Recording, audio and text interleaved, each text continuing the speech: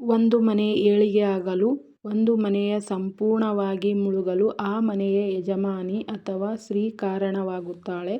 ಸ್ತ್ರೀಯರನ್ನು ನಮ್ಮ ಧರ್ಮದಲ್ಲಿ ಸಾಕ್ಷಾತ್ ದುರ್ಗಾದೇವಿ ಹಾಗೂ ಮಹಾಲಕ್ಷ್ಮೀ ದೇವಿಯ ಸ್ವರೂಪವೇ ಎಂದು ನಂಬಲಾಗಿದೆ. ಆ ಸ್ತ್ರೀ ತನ್ನ ಮನೆ, ತನ್ನ ಕುಟುಂಬ, ಸಂಸಾರ ಚೆನ್ನಾಗಿರಬೇಕು ಎಂದು ಬಯಸಿ ನಗು ನಗುತ್ತಾ ಆ ಮನೆಯನ್ನು ನಡೆಸುತ್ತಾಳೆ. ಆ ಮನೆಯಲ್ಲಿ ಎಂದಿಗೂ ಧನ, ಧಾನ್ಯ, ಐಶ್ವರ್ಯಕ್ಕೆ ಕೊರತೆ ಬರುವುದಿಲ್ಲ. ಆದರೆ ತಿಳಿಯದೆ ಮಾಡುವ ಕೆಲವೊಂದು ತಪ್ಪುಗಳಿಂದ ಮನೆಗೆ ಕಷ್ಟಗಳನ್ನು ಕರೆದಂತೆ ಆಗುತ್ತದೆ. ಯಾವ ತಪ್ಪುಗಳನ್ನು ಮನೆಯಲ್ಲಿ ಸ್ತ್ರೀಯರು ಆಗದಂತೆ ನೋಡಿಕೊಳ್ಳಬೇಕೆಂದರೆ ಈಗ ತಿಳಿಯೋಣ. ಸ್ತ್ರೀಯರಿಗೆ ಕೂದಲು ದಟ್ಟವಾಗಿ ಬೆಳೆದರೆ, ಉದ್ದವಾಗಿ ಬೆಳೆದರೆ ತುಂಬ ಒಳ್ಳೆಯದು. ಆದರೆ ಬೆನ್ನಿನ ಕೆಳಭಾಗದ ತನಕ ಕೂದಲು ಬೆಳೆಸಿದರೆ ಬೆನ್ನಿನ ಕೆಳಗೆ ಬಾರದಂತೆ ಕಟ್ಟಬೇಕು. ತಲೆ ಕೂದಲು ಬಿಟ್ಟುಕೊಂಡು ಮನೆ ತುಂಬ ಓಡಾಡಬಾರದು. ಮನೆಯಲ್ಲಿ ಎಲ್ಲಿ ನೋಡಿದರಲ್ಲಿ ಕೂದಲು ಬಿದ್ದರೆ ದಾರಿದ್ರ್ಯಕ್ಕೆ ಕೈ ಬೀಸಿ ಕರೆದಂತೆ. ತಲೆ ಬಾಚಿದಾಗ ಕೂದಲನ್ನು ಆ ಕೂಡಲೇ ಎಸೆಯಬೇಕು ಅಥವಾ ಒಂದು ಜಾಗದಲ್ಲಿ ಎತ್ತಿಡಬೇಕು. ಆಮೇಲೆ ಎಸೆದರಾಯ್ತು ಎಂದು ಬಾಚಿದ ಜಾಗದಲ್ಲಿಯೇ ಬಿಟ್ಟು ಉಳಿದ ಕೆಲಸ ಮಾಡಲು ಹೋಗಬಾರದು. ಎಷ್ಟೋ ಮನೆಗಳಲ್ಲಿ ಜಿರಳೆ ಸಾಯಿಸಲು, ಕೆಲವು ಹುಳುಗಳನ್ನು ಸಾಯಿಸಲು ಪೊರ್ಕೆ ಬಳಸುತ್ತಾರೆ. ಪೊರ್ಕೆಯು ಸಾಕ್ಷಾತ್ ಮಹಾಲಕ್ಷ್ಮೀ ದೇವಿಯ ಸ್ವರೂಪ. ಆ ಪೊರ್ಕೆಯಿಂದ ಯಾವ ಜೀವಿಗಳನ್ನು ಕೊಲ್ಲಬಾರದು, ಪೊರ್ಕೆಯನ್ನು ತುಳಿಯಬಾರದು, ದಾಟಬಾರದು ಎಂದು ಚಿಕ್ಕ ಮಕ್ಕಳಿಗೂ ಹೇಳಿಕೊಡಬೇಕು. ಮನೆಗೆ ಬಂದವರಿಗೆ ಪೊರ್ಕೆ ನೇರವಾಗಿ ಕಾಣುವಂತೆ ಇಡಬಾರದು. ಸಂಜೆ 6 ಗಂಟೆಯ ನಂತರ ಮನೆಗೆ ದೈವಶಕ್ತಿಗಳು ಅಥವಾ ಮಹಾಲಕ್ಷ್ಮಿ ಬರುವ ಸಮಯವಾಗಿರುತ್ತದೆ. ಆ ಸಮಯದಲ್ಲಿ ಅಕ್ಕಪಕ್ಕದ ಹೆಂಗಸರನ್ನು ಕೂರಿಸಿಕೊಂಡು ಬೇರೆ ಮನೆಯವರ ಸಂಸಾರದ ಬಗ್ಗೆ ಮಾತನಾಡುವುದು, ಇನ್ನೊಬ್ಬರಿಗೆ ಕೇಡು ಬಯಸುವುದು ಮಾಡಬಾರದು. ಲಕ್ಷ್ಮೀ ದೇವಿಗೆ ಪ್ರಿಯವಾದ ವಸ್ತುಗಳನ್ನು ಮುಸ್ಸಂಜೆಯಲ್ಲಿ ಇನ್ನೊಬ್ಬರಿಗೆ ನೀಡಬಾರದು. ಸಂಜೆಯ ವೇಳೆ ಸಾಲ ನೀಡುವುದು ಹಾಗೂ ಪಡೆಯುವುದು ಮಾಡಬಾರದು. ಅರ್ಧ ರಾತ್ರಿಯ ತನಕ ಸ್ತ್ರೀಯರು ಎಚ್ಚರ ಇರಬಾರದು. ಯಾವುದಾದರೂ ಹಬ್ಬ ಹರಿ ದಿನಗಳಲ್ಲಿ ಪೂಜಾ ಸಿದ್ಧತೆ ಮಾಡುವಾಗ, ರಾತ್ರಿ ಪಾಳಿಗೆ ಕೆಲಸಕ್ಕೆ ಹೋಗುವಾಗ ಹೊರತು ಪಡಿಸಿ ಮಧ್ಯರಾತ್ರಿಯ ತನಕ ಎಚ್ಚರ ಇರಬಾರದು. ಬದಲಾಗಿ ಬೇಗನೆ ಮಲಗಿ ಬೇಗನೆ ಏಳುವ ಅಭ್ಯಾಸ ರೂಢಿಸಿಕೊಳ್ಳಬೇಕು. ಸೂರ್ಯ ಉದಯಿಸುವ ಮುನ್ನ ಎದ್ದು ಮನೆ ಅಂಗಳ ತೊಳೆದು, ರಂಗೋಲಿ ಹಾಕಿ, ಮನೆ ಒಳಗೆ ಶುಚಿ ಮಾಡಿ ನಿತ್ಯ ದೀಪಾರಾಧನೆ ಮಾಡಿದರೆ ತುಂಬ ಒಳ್ಳೆಯದು.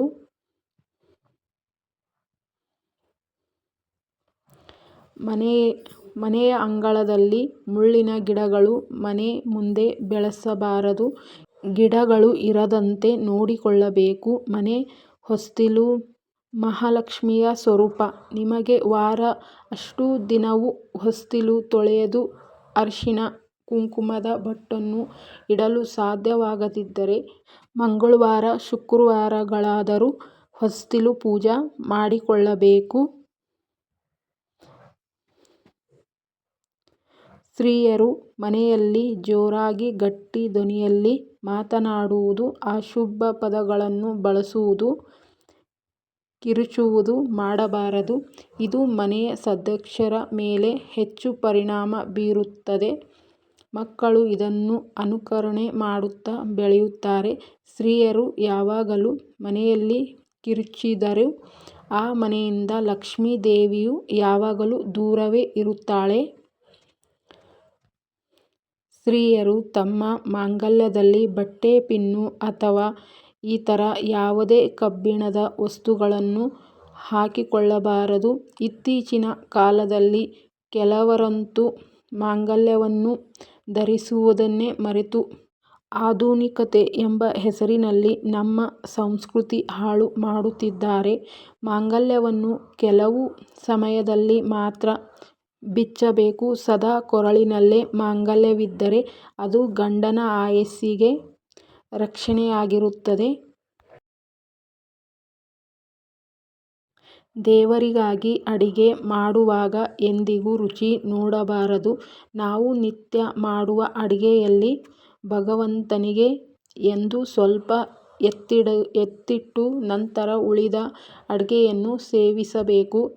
ಈ ಅಭ್ಯಾಸವಿಲ್ಲವೆಂದರೆ ಇಂದಿನಿಂದಲೇ ಈ ನಿಯಮ ಪಾಲಿಸಿ. ಅಡಿಗೆ ಮಾಡಿದ ಮೇಲೆ ದೇವರಿಗೆ ಆ ದಿನ ನೈವೇದ್ಯ ಇಡಲು ಸಾಧ್ಯವಾಗದಿದ್ದರೆ ಮನೆಯ ಮುಂದೆ ಪಕ್ಷಿ ಪ್ರಾಣಿಗಳು ಒಂದು ತುತ್ತು ಅನ್ನ ಇಟ್ಟು ನಂತರ ಮನೆ ಸದಸ್ಯರು ಭೋಜನ ಮಾಡಿ. ರಾತ್ರಿ ಮಲಗುವಾಗ ನಕಾರಾತ್ಮಕ ಆಲೋಚನೆ ಅಥವಾ ಜೀವನದಲ್ಲಿ ನಡೆದ ಕೆಟ್ಟ ಘಟನೆ ನೆನೆಸಿಕೊಳ್ಳುತ್ತಾ ಮಲಗಬಾರದು. ಇದರಿಂದ ಇದು ನಕಾರಾತ್ಮಕ ಶಕ್ತಿಯನ್ನು ಕರೆದಂತಾಗುತ್ತದೆ. ಇದು ಕನಸಿನ ಮೂಲಕ ಬಂದು ನಿಮಗೆ ತೊಂದರೆ ನೀಡುತ್ತದೆ. ಮರುದಿನ ಬೆಳಗ್ಗೆ ಎದ್ದು ಅದೇ ಆಲೋಚನೆಯಲ್ಲಿ ದಿನ ಆರಂಭಿಸಿ. ಆ ದಿನವೆಲ್ಲ ಸರ್ವ ಕಾರ್ಯಗಳಲ್ಲಿ ನಷ್ಟ ಉಂಟಾಗುತ್ತದೆ. ಮನೆಯವರ ಜೊತೆ ಜಗಳ ಕೂಡ ಉಂಟಾಗುತ್ತದೆ. ನಿದ್ರಿಸುವಾಗ ಯಾವಾಗಲೂ ಒಳ್ಳೆಯದನ್ನೇ ಆಲೋಚನೆ ಮಾಡಬೇಕು. ಮಂಗಳವಾರ, ಶುಕ್ರವಾರ, ಅಮಾವಾಸ್ಯೆ, ಹುಣ್ಣಿಮೆ ದಿನಗಳಂದು ಬಳಸಿರುವ ಬಟ್ಟೆಯನ್ನು ಒಗೆಯಬಾರದು. ಗಂಡ ಮನೆಯಿಂದ ಹೊರ ಹೋದ ತಕ್ಷಣ ಮನೆ ಬಾಗಿಲು ಹಾಕಬಾರದು. ಕಸ ಗುಡಿಸುವುದು ಅಥವಾ ಒರೆಸುವುದನ್ನು ಮಾಡಬಾರದು. ಮನೆಯಿಂದ ಯಾರಾದರೂ ಹೊರ ಹೋದ ಮೇಲೆ 1 ಗಂಟೆಗಳ ಕಾಲ ಕಳೆದ ಮೇಲೆ ಗುಡಿಸಿ ಒರೆಸುವುದನ್ನು ಮಾಡಬೇಕು. ಗಂಡನ ಬಗ್ಗೆ ಯಾರೊಂದಿಗೂ ಕೀಳಾಗಿ ಮಾತನಾಡಬಾರದು. ಪತಿಯನ್ನು ಯಾರ ಮುಂದೆಯೂ ಅವಮಾನಿಸಬಾರದು. ಈ ನಿಯಮ ಪುರುಷರಿಗೂ ಅನ್ವಯಿಸುತ್ತದೆ.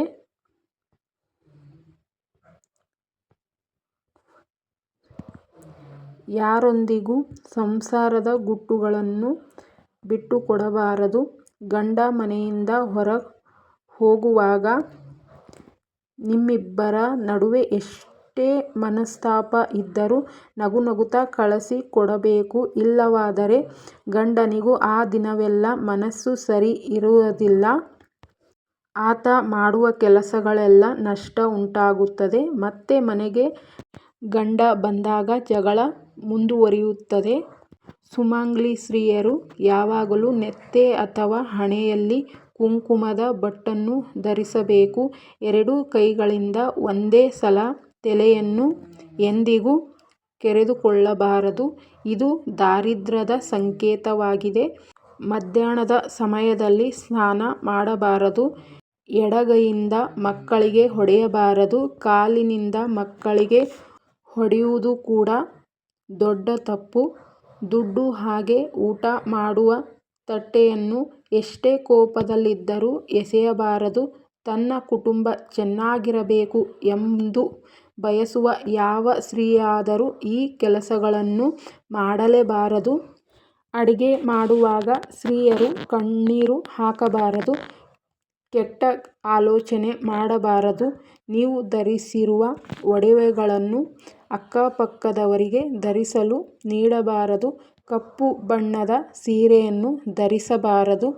ಮನೆಯಲ್ಲಿ ಯಾವಾಗಲೂ ಸುಗಂಧದ ವಾಸನೆ ಬರುವಂತೆ ನೋಡಿಕೊಳ್ಳಬೇಕು. ಆಗ ಮಹಾಲಕ್ಷ್ಮಿ ಮಾತ್ರವಲ್ಲದೆ ದೈವಿಕ ಶಕ್ತಿಯೂ ಮನೆಯಲ್ಲಿ ಶಾಶ್ವತವಾಗಿ ನೆಲೆಸುತ್ತದೆ. ಪತಿಗೆ ಹೇಳದೆ ಯಾವುದೇ ಹಣಕಾಸಿನ ವ್ಯವಹಾರಗಳನ್ನು ಪತ್ನಿಯು ಮಾಡಬಾರದು. ಹಬ್ಬ ಹರಿದಿನ ವ್ರತ ಸಮಯದಲ್ಲಿ ಬ್ರಹ್ಮಚರ್ಯವನ್ನು ಮರೆಯದೆ ಪಾಲಿಸಬೇಕು. ಕೈಗೆ ಸದಾ ಅರಿಶಿಣ, ಕುಂಕುಮ, ಹಳದಿ ಬಣ್ಣದ ಬಳೆಗಳನ್ನು ಧರಿಸಬೇಕು. ಕಪ್ಪು ಬಣ್ಣದ ಬಳೆಗಳನ್ನು ಧರಿಸಬಾರದು. ಮನೆಗೆ ಬಂದ ಮುತ್ತೈದೆಯರಿಗೆ ಅರಿಶಿಣ ಕುಂಕುಮದ ಬಟ್ಟಲು ಏರ್ಪಾಡು ಮಾಡಿಕೊಳ್ಳಬೇಕು. ದೇವರ ಕೋಣೆಯಲ್ಲಿಟ್ಟ ಅರಿಶಿಣ ಕುಂಕುಮವನ್ನು ದೇವರಿಗಾಗಿ ಹಾಗೂ ಆ ಮನೆಯ ಯಜಮಾನಿಗಾಗಿ ಮಾತ್ರ ಬಳಸಬೇಕು. ಪತಿಯ ದುಶ್ಚಟಗಳನ್ನು ಬಿಡಿಸಲು ನಿಮ್ಮ ಮನೆ ದೇವರು ಹಾಗೂ ಇಷ್ಟದೇವರ ಮೊರೆ ಹೋಗಬೇಕು. ಆಗಾಗ ಮನೆ ದೇವರ ದರ್ಶನ ಮಾಡಲು ಕುಟುಂಬದ ಸದಸ್ಯರೆಲ್ಲರನ್ನು ಒಪ್ಪಿಸಿ ಮನೆ ಯಜಮಾನಿ ಕರೆದುಕೊಂಡು ಹೋಗಬೇಕು. ಇದರಿಂದ ಕುಟುಂಬಕ್ಕೆ ಸದಾ ಮನೆ ದೇವರ ರಕ್ಷಣೆ ಇರುತ್ತದೆ. ಸದಾ ದೇವರ ಮೇಲೆ ನಂಬಿಕೆ ಇರಬೇಕು. ಮನೆಗೆ ಬಂದ ಯಾರನ್ನು ಊಟ ಮಾಡ್ತೀರಾ ಎಂದು ಕೇಳಬಾರದು. ಊಟ ಮಾಡಿ ಎಂದು ಹೇಳಿ ಅವರ ಹಸಿವನ್ನು ನೀಗಿಸಬೇಕು. ಮನೆಗೆ ಬಂದವರನ್ನು ಭೇದ ಭಾವ ಮಾಡದೆ ಸತ್ಕರಿಸಬೇಕು. ನಮ್ಮ ಸನಾತನ ಹಿಂದೂ ಧರ್ಮದಲ್ಲಿ ಇಂತಹ ಅನೇಕ ವಿಚಾರಗಳನ್ನು ನಮ್ಮ ಹಿರಿಯರು ಆಗಿನಿಂದಲೂ ತಿಳಿಸುತ್ತಲೇ ಬಂದಿದ್ದಾರೆ. ಅವುಗಳನ್ನು ಪಾಲಿಸಲು ತಾಳ್ಮೆ ನಮ್ಮಲ್ಲಿರಬೇಕು ಅಷ್ಟೇ. ಈ ಮಾಹಿತಿಗಳು ನಿಮಗೆ ಇಷ್ಟವಾದರೆ ಅಂಜಲಿ ರೆಡ್ಡಿ ಯೂಟ್ಯೂಬ್ ಚಾನಲ್ಗೆ ಫಾಲೋ ಮಾಡಿ. ನಾವು ತಿಳಿಸಿರೋ ಮಾಹಿತಿಗಳನ್ನು 4 ಜನಕ್ಕೆ ಶೇರ್ ಮಾಡಿ. ಧನ್ಯವಾದಗಳು.